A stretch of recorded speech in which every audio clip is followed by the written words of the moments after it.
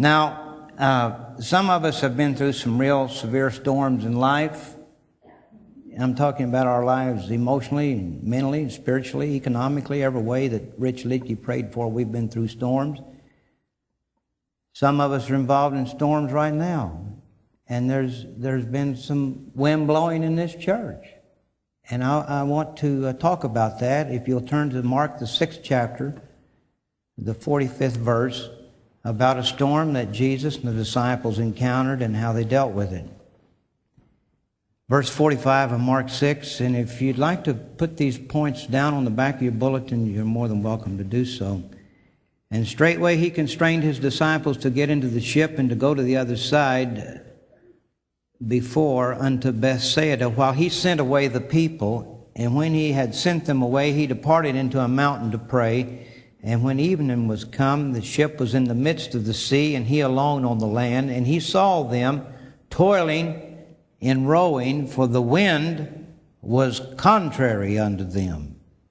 And about the 4th watch of the night, he cometh unto them walking upon the sea, and would have passed them by. But when they saw him walking upon the sea, they supposed it had been a spirit, and cried out. For they all saw him and were troubled. And immediately he talked with them and said unto them, Be of good cheer, it is I, be not afraid.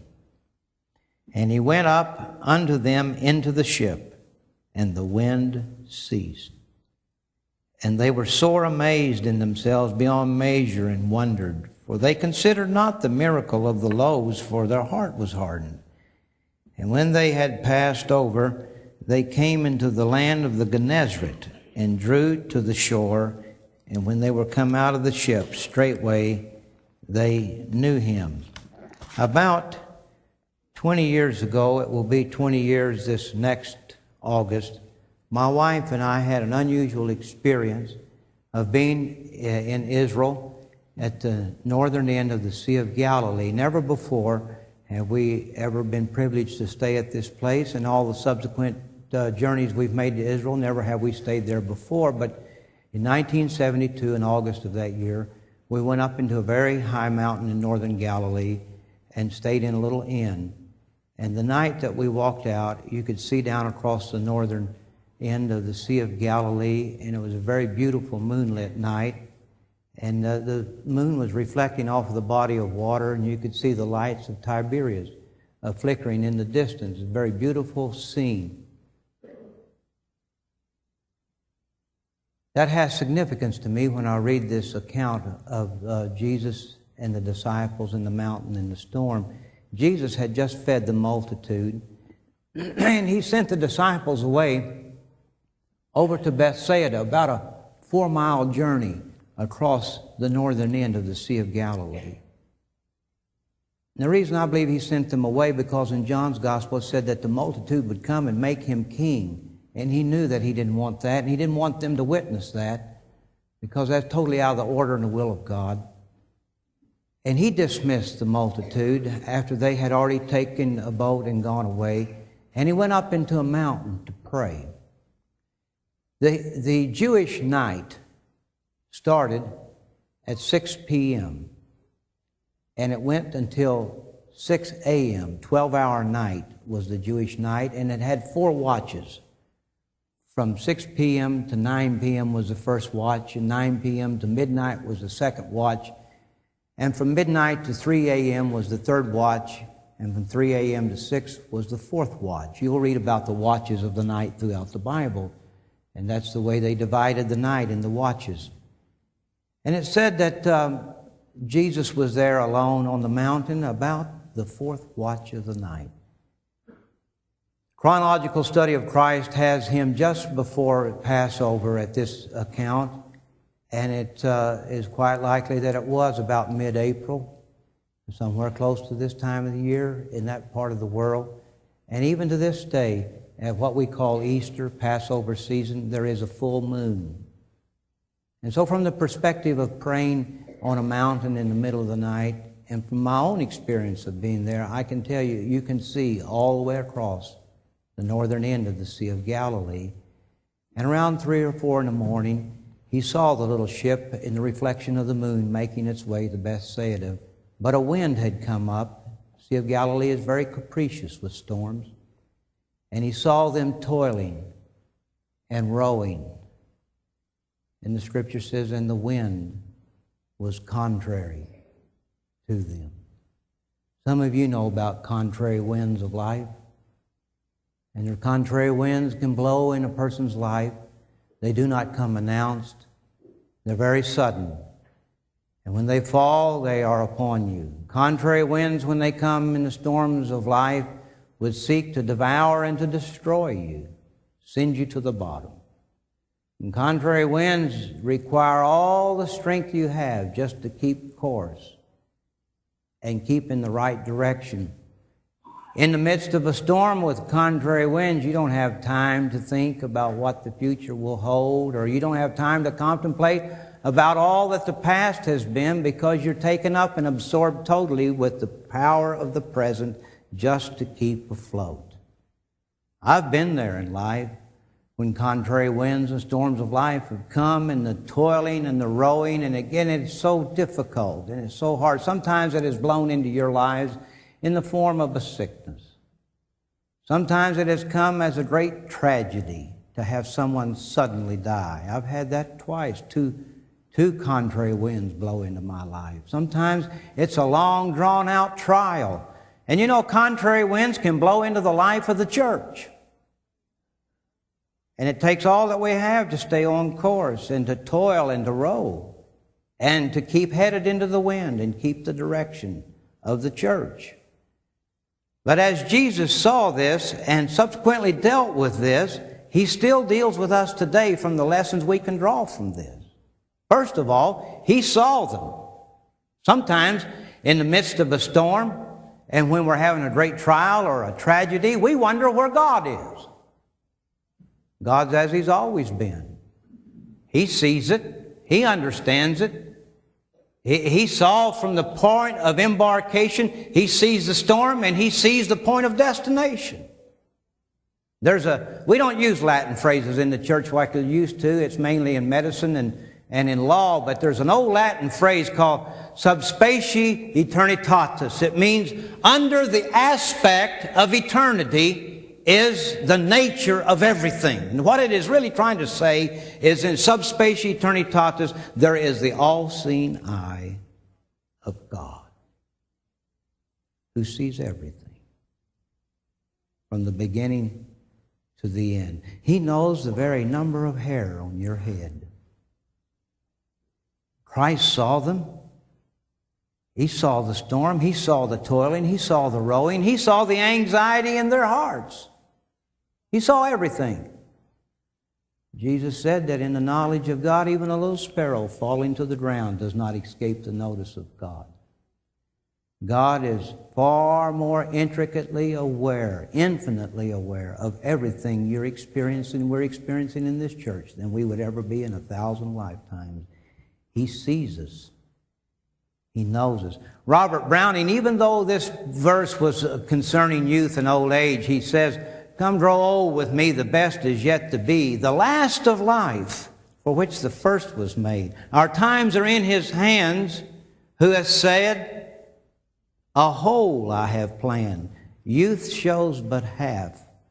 Trust God, see all, and do not be afraid." I like that part where it says, our times are in His hand, who has said, a whole I have planned. God sees everything in our life. He sees our life path. He knows what you have need of before you ever start praying.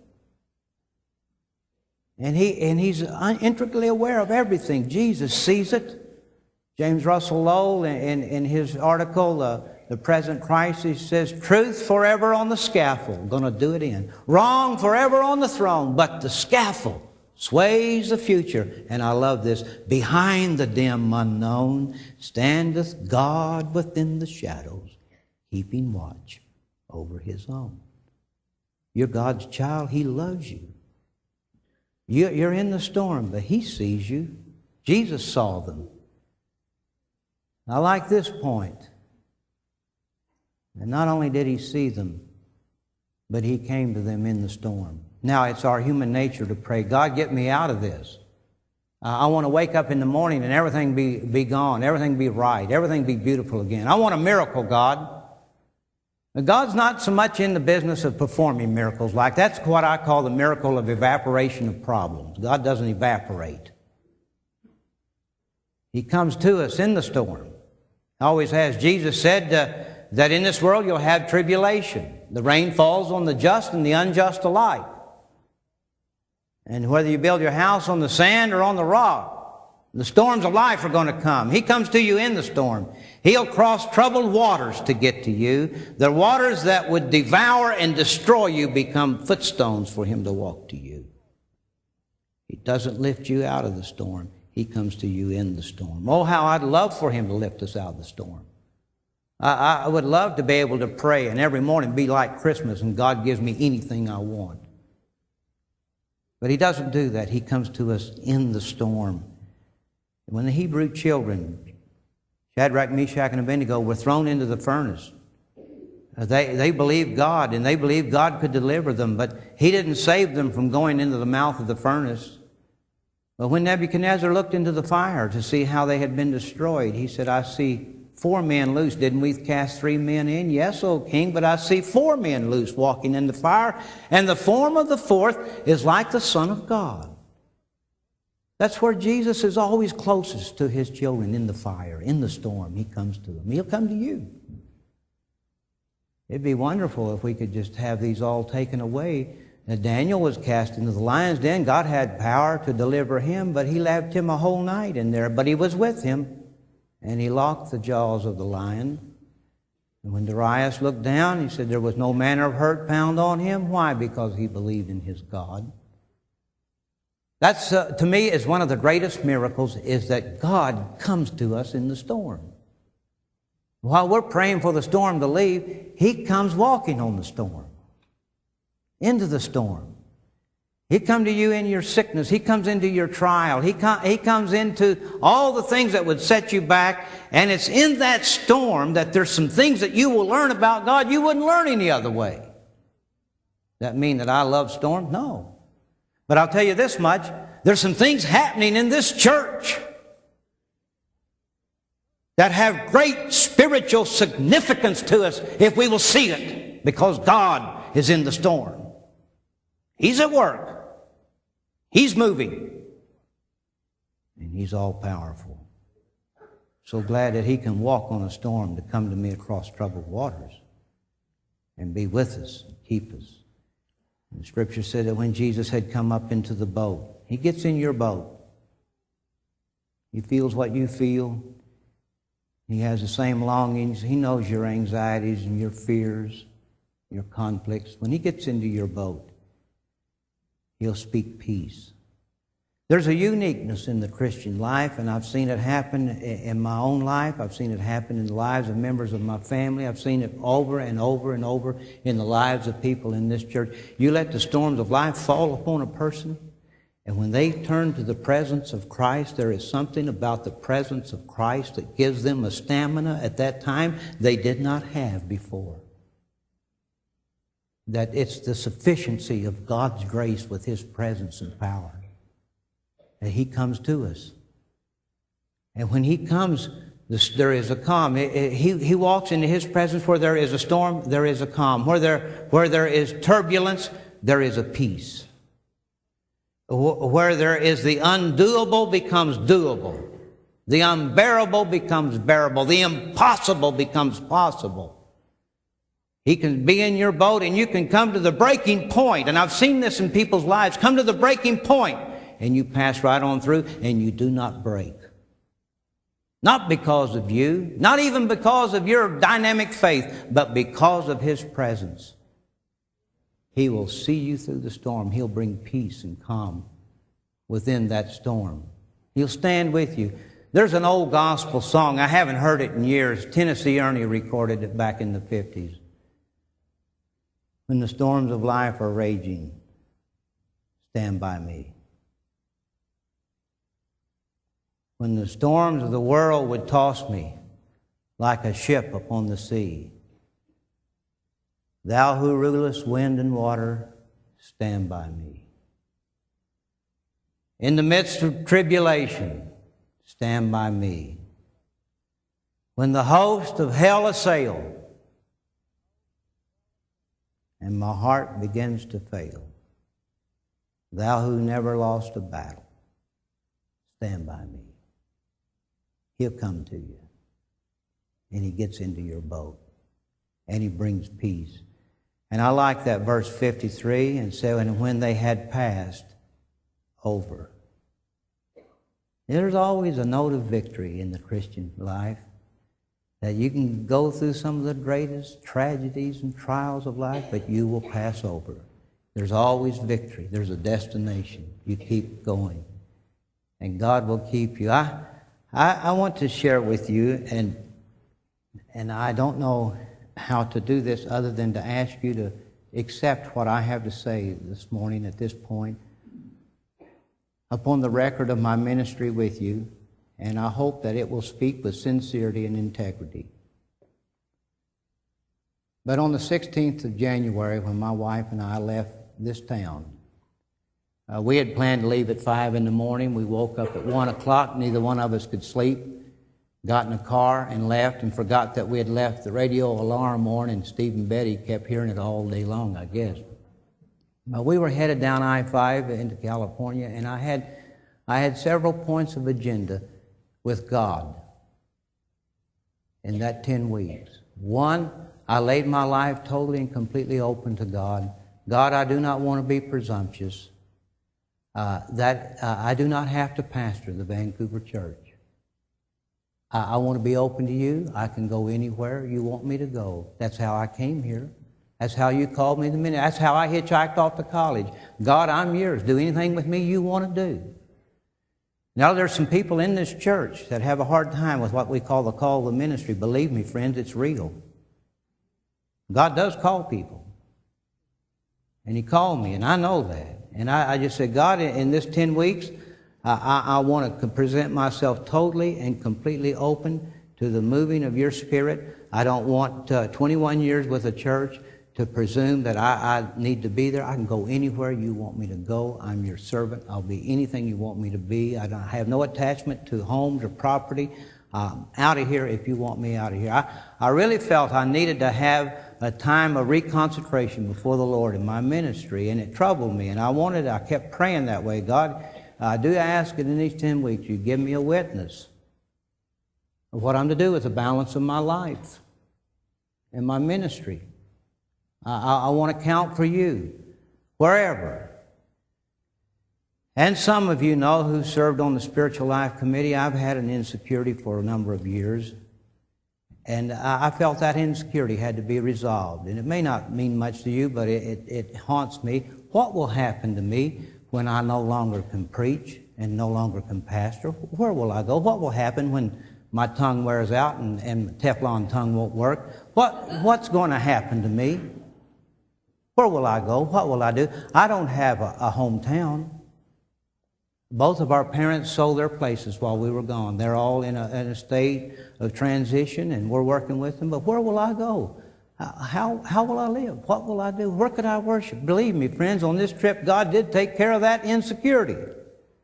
And He let me know there is 1,000 places you can go. I mean, we have worshiped in a large black congregation in Los Angeles for the last 3 weeks. I loved every minute. I can't jump that high, but I love being in that church. And we have worshiped in a church that is on the order of the Church of England, very stately, with the Apostles' Creed every week, and we repeat the Lord's Prayer every week, and everything was a form. And I want you to know God was there. Don't tell me He wasn't there. And we've worshiped in other churches, and God has taken care of that insecurity. Don't worry about you. I've got people all over this world. And you can worship with people. You can live in many communities and be a contribution to a church. But I still didn't have that witness of Spirit. I don't test God, and I don't want a sign, and I didn't put out a fleece, but I did ask God, through your Holy Spirit, give me a witness. And God did it through a negative set of circumstances in this church. And I've come home with some dramatic conclusions. One, this church, the Vancouver First Church of God, will do just fine without me. You've proven that. I'm not that important. I'm immortal. I could die this afternoon of a heart attack. It'll do just fine when that time comes without me. I know that as certainly as I'm standing before you. God has witnessed that. Don't worry about that church. It belongs to me. It's not yours. And by the way, God got me out of town so He could do some things in this church. I mean that. I believe in the providence of God. He could have had upheavals last fall, and He knows that if that did, I wouldn't have left. But I needed to be out and get close to Him. This church is God's. It's not mine. It doesn't even belong to the Board of Trustees, incidentally. It doesn't belong to any group. All of us were God's church. Secondly, He's impressed me. You don't worry about your future. I'm the one that called you. I'm the one that kept you, and I'll keep on keeping you. I'm as certain as that as I'm standing before you people. I don't have that insecurity anymore. I don't have to worry about where I'm going to go, what I'm going to do, where I'm going to live. All I got to do is go down south, and 2/3 of you are going to come that way anyway. You go down there every year. We had 18 people, didn't we? We met at a road stop for breakfast. 18 people out of this church. So there's a lot of places. I kind of like the desert. Bob and Pam Hasbrook said you haven't been there in July and August. But there's a lot of places. And finally, about 2 weeks ago, God gave me the witness. You're to go home. And that's the church where you're supposed to pastor. And you do your job, and you carry your responsibilities. And when the time comes, I'll let you know. And I'm going to tell you something. It's good to be home, and it's good to be in God's will, and it's good to know that God can ride out the storm. Now, I want us to close with giving you a time to pray. Some of you, let's stand this morning. And we're going to have Jenny come. We're going to sing an old hymn called Jesus is All the World to Me. I love that hymn. Jesus is all the world to me. And as we sing this hymn, if you are in a storm and you want prayer and you want Christ to come get into your boat and see you through, you come kneel here, and I'm going to ask the pastors and the people who've helped us pray at the altar to pray with you. We're going to have a time of prayer at the altar. If you're in a storm